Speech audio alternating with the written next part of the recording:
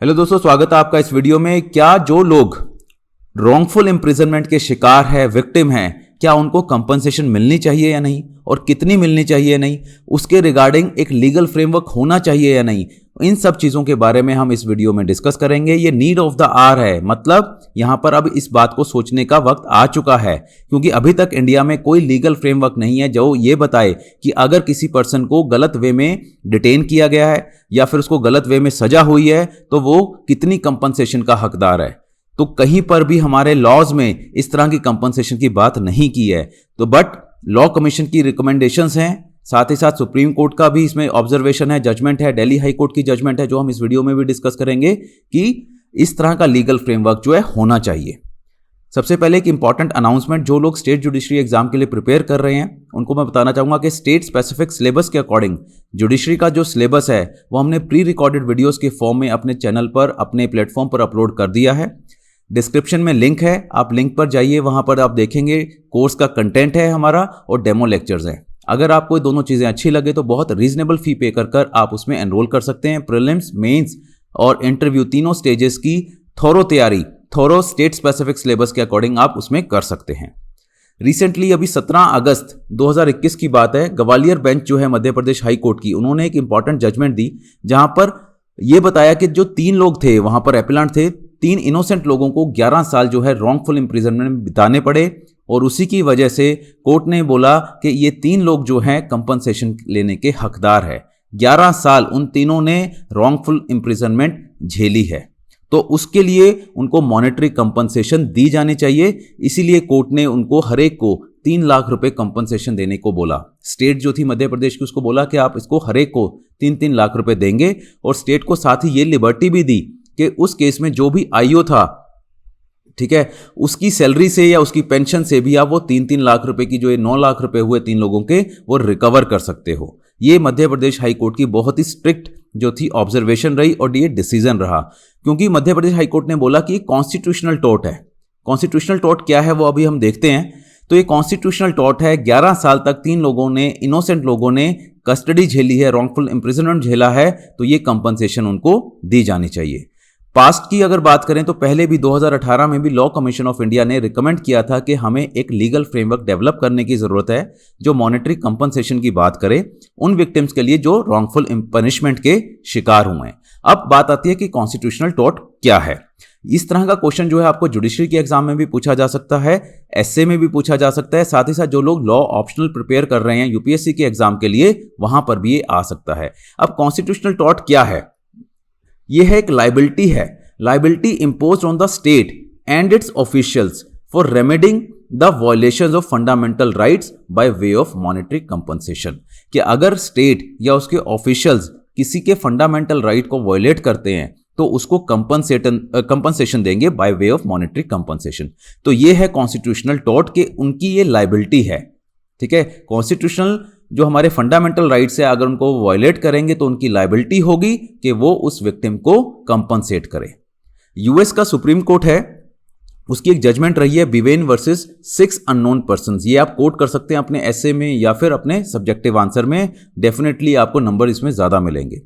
उन्होंने ऑब्जर्व किया था, in absence of explicit right to file a civil lawsuit against federal government officials who have violated fundamental rights, this right can be invoked. तो constitutional tort का जो है हमारा right है, ये यूएस सुप्रीम कोर्ट बोलती है इस जजमेंट में कि अगर आपके पास कोई सिविल राइट नहीं है गवर्नमेंट के अगेंस्ट फाइल करने का, कि आपके फंडामेंटल राइट्स का वायलेशन है, तो कॉन्स्टिट्यूशनल टॉर्ट जो है आप अपने कॉन्स्टिट्यूशनल कोर्ट्स में जाकर मांग सकते हैं। तो कॉन्स्टिट्यूशनल की जो प्रोटेक्शन है हमें दी हुई है कि आपके फंडामेंटल राइट्स वायलेट नहीं होंगे, जब तक इस तरह की रेमेडी ना हो तब तक वो कहते हैं कि वो मीनिंगफुल नहीं है। अगर आपका कोई फंडामेंटल राइट वायलेट किया है तो अगर कंपनसेशन आपको मिलेगी तभी उनका एक तरह से जो अस्तित्व है उसको हम बोलेंगे कि वो सही मायने में है। अब एक पर्सन को मान लीजिए डिटेन कर दिया या फिर उसको सजा कर दी, 10 साल रहा वो सजा में, तो अब उसके बाद अगर कोर्ट ये बोल दे कि हाँ जी हमने तो गलत वे में आपको अरेस्ट किया, गलत वे में आपको सजा कर दी और अब आप रिलीज किए जाते हैं, तो कोई मतलब नहीं बनता, उनका फंडामेंटल राइट्स का हनन हुआ है। तो अगर उसको कंपनसेशन मिलेगी तो स्टेट को भी अगली बार, स्टेट के ऑफिशियल्स को भी अगली बार ये ध्यान रहेगा कि अगर हमने कुछ गलत किया तो हमारे भी एक लायबिलिटी है, हमें भी उसको पे करना पड़ेगा अपनी पॉकेट से। तो कॉन्स्टिट्यूशनल टॉर्ट की अगर इंडिया में बात करें तो इंडिया में इस तरह का जो लीगल फ्रेमवर्क है वो टोटली एब्सेंट है। ठीक है, वो कहीं पर भी सिविल अगर आप कोर्ट्स में जाते हैं तो कहीं पर भी आपको ऐसा नहीं मिल सकता कि आप केस फाइल करें और आप बोलें कि हाँ मेरी रॉन्गफुल इंप्रिजनमेंट हुई है, पनिशमेंट मिली है, मुझे कंपनसेट किया जाए। बट कॉन्स्टिट्यूशनल कोर्ट्स हैं हमारे, जो कॉन्स्टिट्यूशनल कोर्ट्स कौन से हो गए, हाई कोर्ट हो गया है, सुप्रीम कोर्ट हो गया। High court under article 226 and supreme court under article 32 of constitution of India. उनके पास इनहेरेंट पावर है, वो किसी भी तरह की मॉनेटरी कंपनसेशन दे सकते हैं अगर किसी को रॉन्गफुल इंप्रिजनमेंट हुई है। बट सिविल कोर्ट्स नहीं दे सकती, बिकॉज वो लॉ के हिसाब से चलेंगे जो स्टैट्यूटरी लॉ है, और वहां पर इस तरह का फ्रेमवर्क अभी नहीं है। तो अपेक्स कोर्ट, सुप्रीम कोर्ट ने भी एक Rudal Shah versus state of Bihar में ये बोला था कि ये जरूरी नहीं है कि आप हर बार 226 और 32 को ही इन्वोक करो, बट जब तक वो लॉ नहीं है तो डेफिनेटली आप यहां पर जुडिशरी में अपने आर्टिकल 21 को सेव करते हुए यहां पर मॉनेटरी कंपनसेशन के लिए आ सकते हैं। इसी तरह की कुछ जजमेंट जो थी, सुप्रीम कोर्ट और सेवरल हाई कोर्ट्स ने बोला है कि मॉनेटरी कंपनसेशन जो है होनी चाहिए जब रॉन्गफुल इंप्रिजनमेंट हो, कस्टोडियल टॉर्चर हो या कस्टोडियल डेथ हो। ये इसलिए भी है क्योंकि इंडिया जो है एक उन्होंने साइन की हुई है deal, international covenant on civil and political rights ICCPR।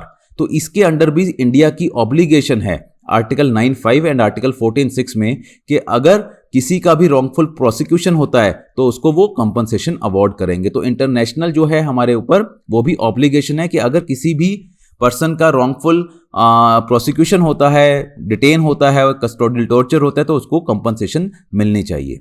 अब मुद्दा यह है कि why we need a legislation to award compensation. हम बोलते हैं कि सुप्रीम कोर्ट है, हाई कोर्ट है और वहां पर केस फाइल किया जा सकता है अंडर आर्टिकल 21 और वहां पर बोला जा सकता है कि हमारा राइट टू लाइफ जो है वहां पर वायलेट हुआ है और हमें कंपनसेशन मिलनी चाहिए। तो लॉ की क्या रिक्वायरमेंट है?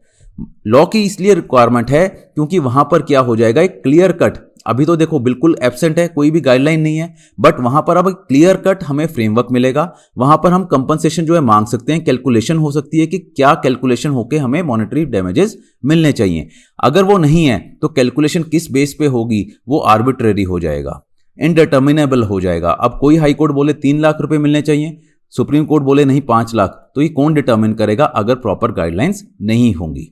और साथ ही साथ हर पर्सन के लिए पॉसिबल नहीं होता कि वो हाई कोर्ट या सुप्रीम कोर्ट को अप्रोच करे। तो अगर लॉ होगा तो अपने लोकल कोर्ट्स में भी वहां जाकर वो इस तरह की रेमेडी जो है अवेल कर सकता है। तो वे फॉरवर्ड क्या है कि हाँ, इंडियन लेजिस्लेचर को चाहिए कि इस तरह का जो विक्टिम को कंपनसेट करते हुए जो लॉ है वो बनना चाहिए। साथ ही साथ एक बात करें, 2018 में दिल्ली हाई कोर्ट ने भी एक बोला था, ऑब्जर्वेशन थी कि अगर इस तरह का फ्रेमवर्क नहीं है तब तक जो कोर्ट्स हैं वो अपनी डिस्क्रिशन में ही काम करेंगी। मींस मर्जी होगी कोर्ट की कि वहां पर कंपनसेट दे रही है कंपनसेशन या नहीं, और वो जो डिस्क्रिशन है वो भी आर्बिट्रेरी होगी, इनडिटर्मिनेबल होगी। मींस कितनी कैलकुलेशन बनती है ये नहीं किसी को पता होगा, तो ये भी चीज आर्बिट्रेरी होगी। इसके लिए लीगल फ्रेमवर्क जो है डेफिनेटली चाहिए। तो ये वे फॉरवर्ड आपका हो सकता है। तो कभी भी आपको इस तरह का कोई आंसर आए तो डेफिनेटली आप इस वीडियो के कंटेंट की हेल्प ले सकते हैं। और भी अपडेट्स के लिए अगर आप जुड़ना चाहें मुझसे तो ये मेरा टेलीग्राम चैनल का लिंक है, आप इस पर क्लिक कर सकते हैं और मुझसे जुड़ सकते हैं। जुडिशरी से रिलेटेड, लॉ से रिलेटेड जो भी अपडेट्स रहेंगे जो आपको एग्जाम में रेलिवेंट होगा वो मैं इसमें आपके साथ शेयर करूंगा। Thank you very much and all the best.